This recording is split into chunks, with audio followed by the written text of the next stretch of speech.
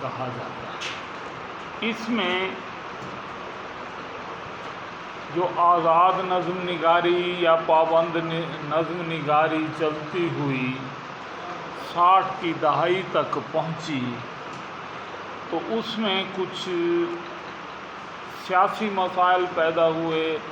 مارشاء اللہ نے نشر و اشاعت کی پابندیاں لگائیں، مارشاء اللہ نے سنسرشپ کے ضابطے نافذ کیے۔ اب شورا کے ایک گروپ نے یہ کہا کہ روایتی لفظیات ہمارے افکار و تصورات اور احساسات کو بیان نہیں کر سکتے۔ پھر انہوں نے یہ کہا کہ لفظ کیا ہے اور شعری تجربہ کیا ہے۔ اب روایتی نظم یہ تھی کہ ایک نظم کی ساخت ہے، ایک افکار و تصورات ہیں، شاعر افکار و تصورات کو ایک مخصوص سانچے میں ڈھال کر پیش کر دے۔ یہ تصور تھا کہ شاعر کو جہاں سے خیالات ملتے ہیں، معاشرے سے ملتے ہیں، وہ نظم میں سمو دیتا ہے۔ لیکن اب یہ کہا گیا کہ لفظ جو ہے، میری بات ذرا توجہ سے، لفظ کوئی برتن نہیں ہے کہ اس میں مفہوم ڈال کے لوگوں کو سرو کر دیا جائے۔ لفظ کوئی اس طرح کی ساخت نہیں ہے، کوئی کیپسول نہیں ہے جس میں مفہوم بھر دیا جائے۔ یہاں سے نئی نظم کا سلسلہ شروع ہو رہا ہے۔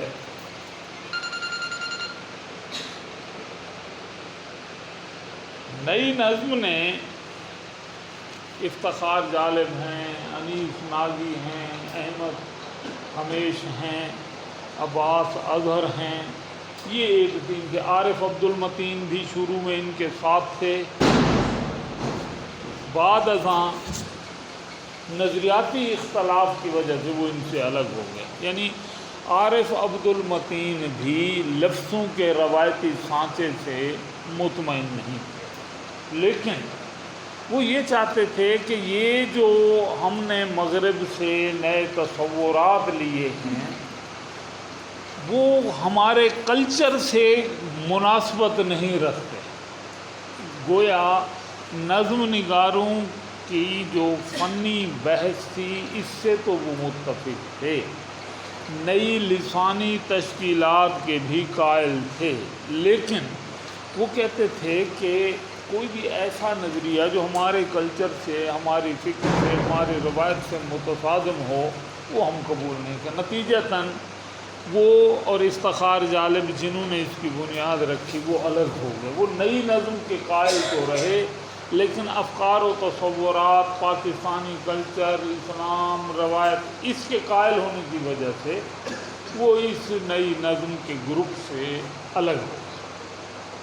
اب ایک اور معاملہ تھا کہ پہلی دفعہ شاعروں نے محسوس کیا ہم کچھ کہنا چاہتے ہیں، افکار و تصورات ہیں، نئے ہیں، مگر بیان کیسے کریں؟ لفظ رکاوٹ بن گئے ہیں، لفظوں کا سانچہ ہمارے راستے میں رکاوٹ بن گیا، لہذا نئے لفظ تخلیق کیے جائیں اور لفظ کا جو روایتی مفہوم تھا اس کو بھی ختم کیا جائے۔ لفظ تو اس لیے تھا کہ ہمارے تجربے کو بیان کرے، ہم جو کچھ سوچتے ہیں وہ کہہ ڈالیں، مگر لفظ ہمارا ساتھ نہیں دیتے، اور جہاں لفظ ساتھ دیتے ہیں وہاں حکومت ہمیں کچھ کہنے نہیں دیتی۔ پہلی دفعہ منطقی، عقلی سانچوں کی بجائے، افکار کی بجائے تمثیل اور علامت کا پیرایا ایک مشن کے طور پر قبول کیا گیا۔ گویا لفظ کیا ہے، اب ذرا اس کو بھی سمجھیں۔ آج بھی یہ بحث تو موجود ہے کہ شاعر کوئی طے شدہ افکار و تصورات پیش نہیں کرتا نظم میں، تو نظم میں کیا پیش کرتا ہے؟ آپ جاگ رہے ہیں؟ نئی نظم کے شعراء نے یہ کہا کہ شاعر کوئی مفہوم کیپسول میں لفظوں میں بھر کے نہیں پیش کرتا. وہ کہتا ہے کہ جو مفہوم ہے وہ لفظ، شاعری اور قاری، ریڈر سے مل کر وجود میں آتا ہے. گویا شاعر کوئی مفہوم نہیں بیان کر رہا ہوتا، مفہوم کو قاری، ریڈر کے ذہن میں اجاگر کرنے کے لیے وہ کچھ اشارے دیتا ہے، وہ تمثیلیں دیتا ہے، کچھ علامتیں دیتا ہے، مفہوم وہ جا کر پیدا کرتا ہے. گویا اب ایک نئی بحث شروع ہو گئی کہ شاعر یا ادیب جو ہے وہ مفہوم نہیں منتقل کرتا، قاری کی ٹریننگ نہیں کرتا. اب وہ جو استاد اور شاگرد کا رشتہ تھا کہ بھئی شاعر جو ہے اس کو الہام ہوتا ہے، شاعری بھی جزء از پیغمبری، شاعری پیغمبری کا جزو ہے. یہ ہماری فارسی شاعری میں، اردو شاعری میں ایک بڑی روایت تھی کہ شاعر کو الہام ہوتا ہے. مولانا روم کے ہاں، غالب کے ہاں یہ چیزیں موجود ہیں. غالب کیا کہتے ہیں؟ غور سے سنیں، لکھیں. آتے ہیں غیب سے یہ مضامی خیال میں، آتے ہیں غیب سے یہ مضامی خیال میں،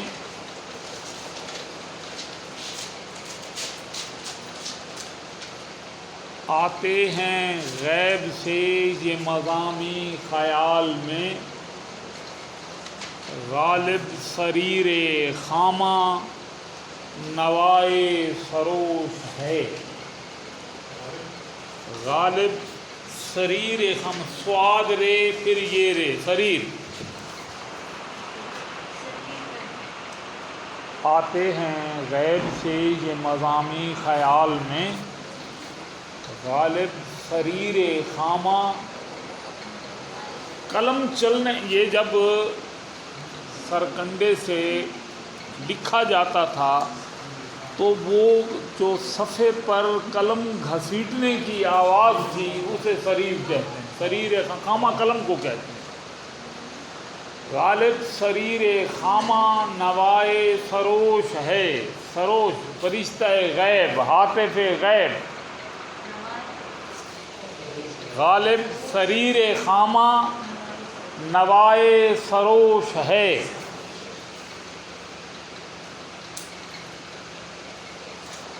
گویا فارسی شاعری کے زیر اثر اردو میں بھی، کہ یہاں کے لوگوں نے بھی فارسی میں شاعری کی، پھر اردو میں وہی تصورات آ گئے. اب نئی نظم والوں نے کہا کہ نہیں، ایسی کوئی بات نہیں ہے کہ شاعر استاد ہے اور جو سامع ہے وہ شاگرد ہے اور وہ کچھ، وہ کہتے ہیں نہیں، سائیکولوجیکلی، نفسیاتی اعتبار سے شاعر کچھ اشارے، علامتیں، استعارے تخلیق کرتا ہے جو قاری کے ذہن میں جا کر ہلچل پیدا کرتے ہیں.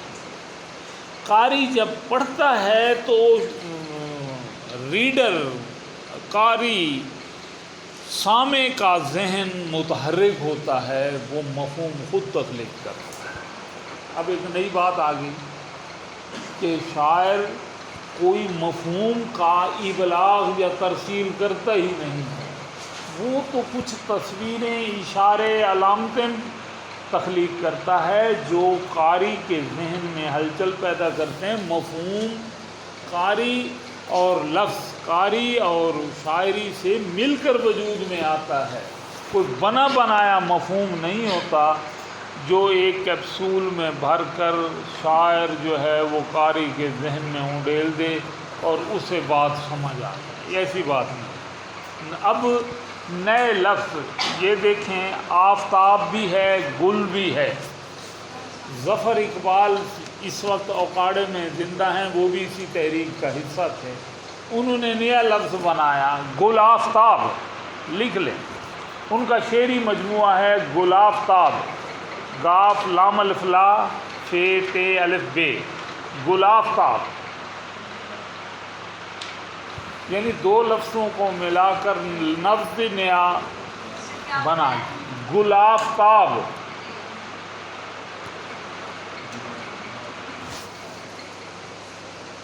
ان کا مجموعہ ہے جس میں اسی طرح کے نئے لفظ انہوں نے بنائے. اور میں آپ سے یہ کہہ رہا تھا کہ اسی میں جدید افکار و تصورات بھی آئے، فرد کے وجودی مسائل. اب تھوڑی سی گفتگو میں وجودیت پر کروں گا.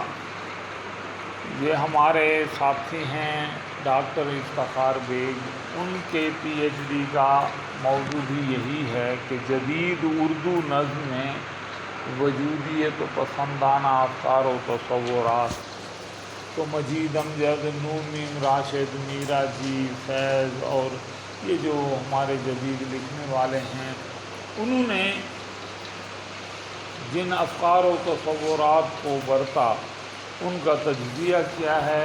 اب یہاں بھی مسائل نئے ہیں تو پیرایا نیا ہونا چاہیے. نتیجتاً یہ جو شعراء جنہوں نے 60 کے بعد 70 کی دہائی میں لکھنا شروع کیا، انہوں نے پہلے تو روایتی نظم کے پیٹرن اور افکار کو توڑا. پھر اس میں کافی لوگ آ گئے، شروع میں تھوڑے تھے، پھر اس میں صلاح الدین پرویز ہیں اور سہیل احمد خان ہیں، پروین فنا سید ہیں، پھر اسی میں کشور ناہید ہیں. کافی لوگ آ گئے. آفتاب اقبال شمیم ہیں. کافی لوگ لکھنے والے آ گئے جنہوں نے روایتی پیٹرن سے ہٹ کر کچھ اشارے کیے، کھل کر کوئی مفہوم دینے کی بجائے قاری کے ذہن کو متحرک کرنے کی کوشش کی. پھر اس میں ایک لمحہ وہ آیا 70 اور 80 کی دہائی میں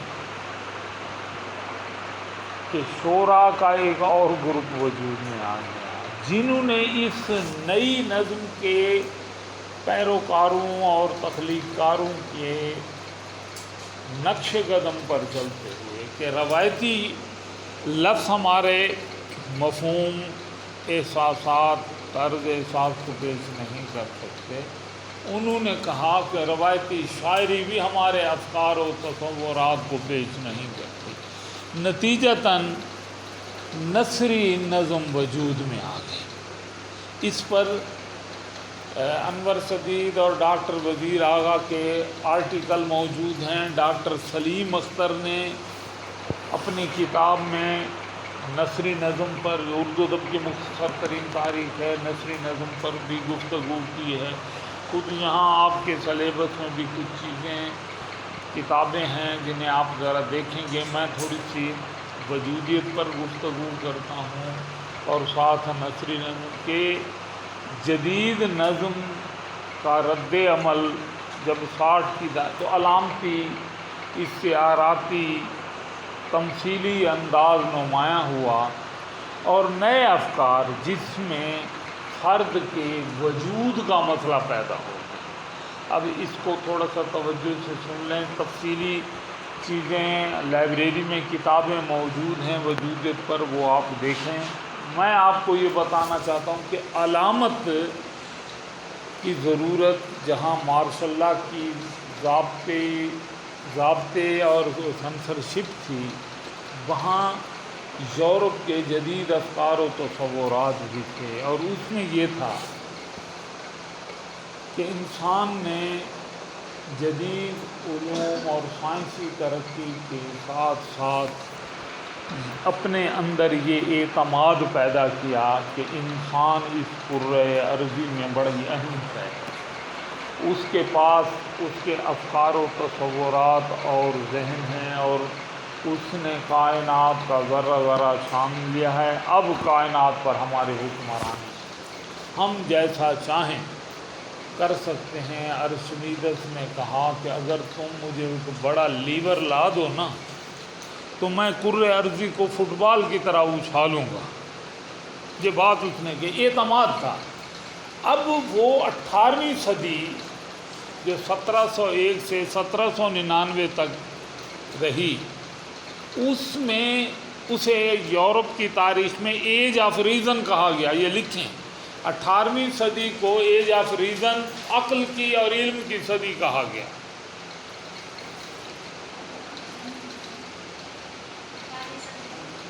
ایج آف ریزن، عقل کی صدی، جس نے جدید سائنسی علوم کو فروغ دیا،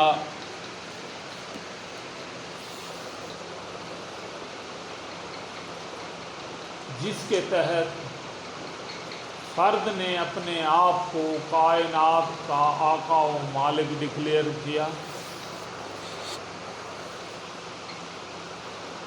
اس نے اپنے تیقن، علم، ناقص عقل کی بنا پر اللہ تعالیٰ کو کائنات سے باہر نکال دیا اور کہا کہ میں جو چاہوں کروں، کوئی مجھے میٹا فزکس نظر ہی نہیں آتی۔ میٹا فزکس سمجھتے ہیں؟ ہاتھ کھڑا کرے جو میٹا فزکس جانتا ہے۔ وہ کیا ہے، کیا ہوتا ہے؟ کیا بات؟ کوشش کریں، کانفیڈنس سے بولیں۔ شاباش۔ میں میٹا فزکس کی بات کر رہا ہوں، عقل کو یہاں نہ لے کے آئیں۔ میٹا فزکس میں سر اخلاقیات ہیں کہ میٹا کا کیا مطلب ہے؟ یہاں وہ مارکر نہیں ہے، لے آئیں ذرا۔ یہ کچھ لفظ، ایک بات ہے، آپ ادبیات کے طالب علم ہیں نا، آپ کے کچھ اوزار و آلات ہیں، جیسا کہ رنگ ساز کے پاس برش ہے، رنگ ہے، بڑھئی کے پاس لکڑی کے آلات ہیں، جو لوہار ہے لوہے سے وہ ڈھلائی کرتا ہے۔ آپ ادب کے طالب علم ہیں، آپ کے آلات اوزار لفظ ہیں، قلم، کاغذ، ہر وقت ہمہ وقت آپ کے پاس وہ پڑھتے رہیں۔ لفظ آپ کو افکار و تصورات کی طرف اشارہ کرتے دکھائی دیں گے، پھر آپ کا ذہن ایکٹیویٹ ہوگا، کام کرے گا۔ اب ایج آف ریزن تھی میٹر کی، فزکس کی صدی، ہر چیز باہر نہیں، کچھ عقل خدا داد کی زد سے۔ یہ تصور تھا، رومانٹیسزم تھا انسان کا۔ انسان کی رومانویت یہ تھی کہ میں کائنات کا آقا ہوں۔ یہ تھی ایج آف ریزن میں انسان کی عزم و ہمت، عقل و دانائی، اعتماد کی کہانی۔ لیکن پھر ہوا کیا؟ ذرا توجہ سے سنیں، یہ چیزیں آپ کو آسانی سے نہیں ملیں گی۔ یہ چیز میں آپ کو سمجھانے کی کوشش کر رہا ہوں، آپ ذہنی تو لکھیں مت، وگرنہ میرا 35، 36، 37 سال سے پڑھانے کا ایکسپیرینس یہ بتا رہا ہے کہ جب طالب علم لکھتا ہے تو وہ صرف لکھتا ہے، سمجھتا نہیں۔ اگر آپ چیزیں سمجھنا چاہتے ہیں تو ذہنی طور پر حاضر رہیں، تاکہ میں نے جو کچھ پڑھا ہے وہ آپ کو سمجھائیں، آپ سن لیں۔ یہ بتائیں، اگر ایک شخص لکھنا پڑھنا نہیں جانتا، کیا وہ علم حاصل کر سکتا ہے؟ ایک شخص کو کوئی زبان لکھنا نہیں آتی، کوئی زبان پڑھ نہیں سکتا، کیا وہ علم حاصل کر سکتا ہے؟ جو کہتا ہے کہ وہ علم حاصل کر سکتا ہے ان پڑھ بندہ؟ ہاتھ کھڑا کریں. 1 2 3 4 5 6 7. اچھا ہاں جی، اب دلائل دیں. ان پڑھ بندہ علم کیسے حاصل کرے گا؟ صرف سننے سے. 2 چیزیں بس، ختم.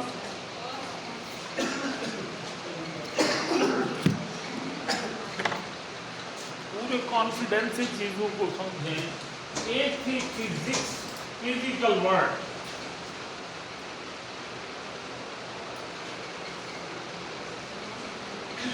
فزکس کو اردو میں کیا کہتے ہیں جانتے ہیں؟ طبیعت.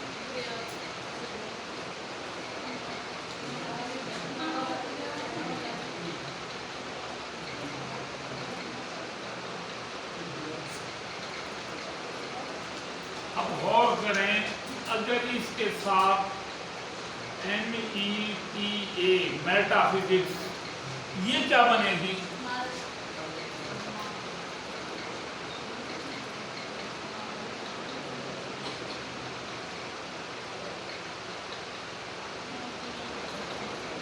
ہاں، اب اس کی تشریح کون کرے؟ یہی سوال میں نے پہلے آپ سے کیا تھا. سنیں، فزکس ہے وہ دنیا جو ہمارے حواس کی، عقل کی زد میں آ جائے. کتنے حواس ہیں؟ حواس کتنے ہیں؟ ان کو کچھ پتہ نہیں الحمدللہ. کچھ کتنے کا ہے؟ ہاں جی، کتنا ہے؟ بتا دے. 4 منٹ کہتے ہیں، 5 منٹ. اس کا نام پتہ ہے نا؟ اس کا بھی ایک نام ہے.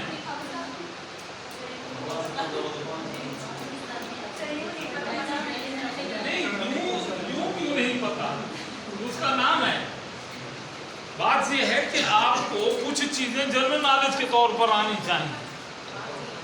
علم حاصل ہوتا ہے حواس خمسہ سے. حواس خمسہ 5 حسیات ہیں، ان کے نام کون بتائے گا؟ چلو یہ نام ان کے جو علم میں نام درج ہیں. میں نے یہ 5ویں میں پڑھے تھے، 5ویں میں نام پڑھے تھے.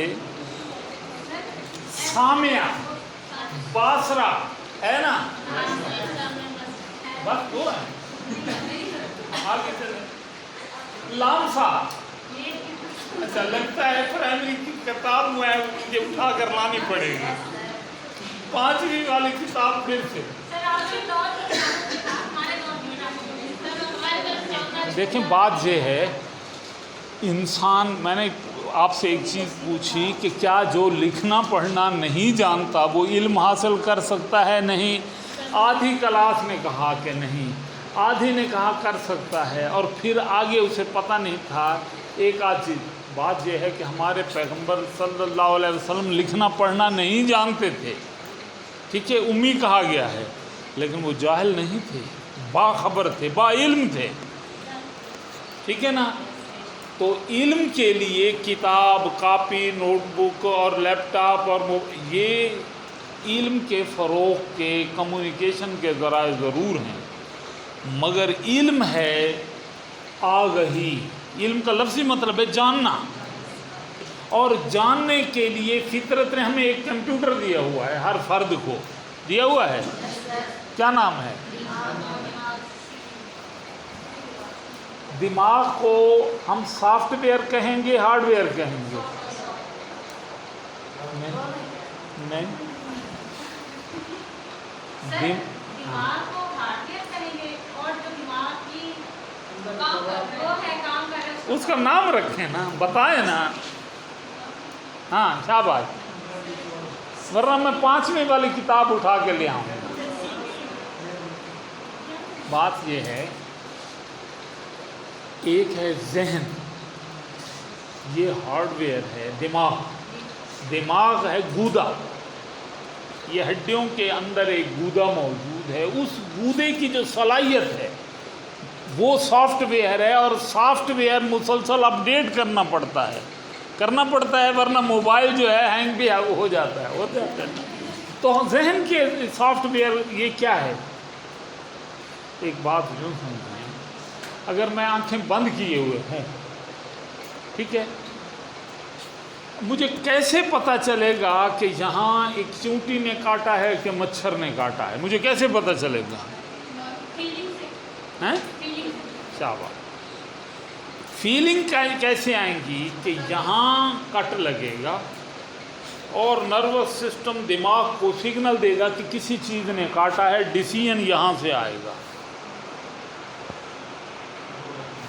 اب مجھے کیا پتا، آنکھیں بند ہیں، میں سویا ہوا ہوں، کہ کوئی گرم چیز جو ہے میرے ہاتھوں پر پاؤں پر گری ہے، وہ سگنلنگ ایک سسٹم ہے جو دماغ تک جاتا ہے۔ گویا فطرت نے ہمیں دماغ کی شکل میں ایک سپر کمپیوٹر گفٹ کیا ہے، اور وہ سپر کمپیوٹر ہے، ابھی تک اس کے احساسات کا، ریکارڈنگ کا اندازہ بھی، میموری کا، اس میں جو میموری کارڈ ہے وہ کتنے جی بی کا ہے؟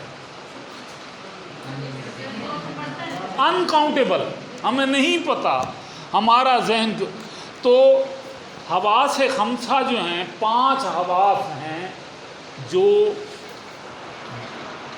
باصرہ ہے، وہ چیزیں دیکھ کر دماغ کو بھیجتا ہے، لامسا چکھ کر دماغ کو بھیجتا ہے، ٹھیک ہے نا؟ اسی طرح ہم 5 سماعت سے، سامع جو ہے وہ سنتا ہے، یہ آواز ہے برتن ٹوٹنے کی، بارش برسنے کی، ہم آنکھیں بند کیے ہوئے آواز سے ججمنٹ کر رہے ہو۔ تو علم حاصل کرنے کے ذرائع، بنیادی ذریعہ جو ہے وہ عقل ہے، حواس خمسہ ہیں، اور ایک اور ذریعہ بھی ہے، وہ کون سا ہے؟ یہ نیند ہے، کہتے ہیں سونے پر کیا؟ ہاں جی، میری بات سنے ہیں، علم حاصل کرنے کے ذرائع کتنے ذرائع ہیں؟ 5 تو ہوں گے، اور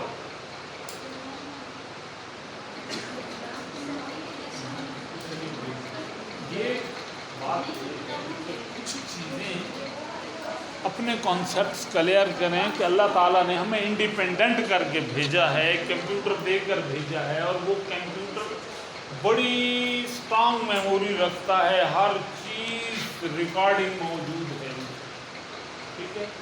اس ریکارڈر کو ہم لاشعور بھی کہتے ہیں، لاشعور میں ہی چیزیں ریکارڈ ہو رہی ہیں، میموری کا حصہ بن رہی ہیں، اور ایک ذریعہ علم کا الہام بھی، واحد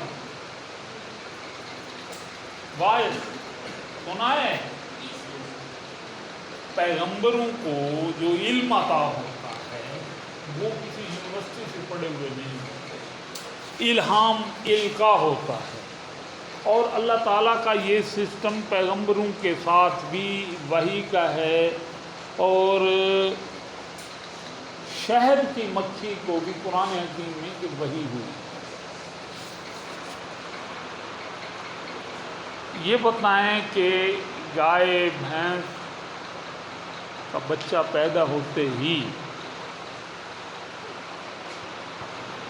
چند ہی دنوں میں گھاس کی طرف لپکتا ہے، گوشت نہیں کھاتا، کیوں؟ اس کے اندر جو چیزیں وحی کی گئی ہیں کہ تم نے گھاس کھانی ہے، گوشت نہیں کھانا۔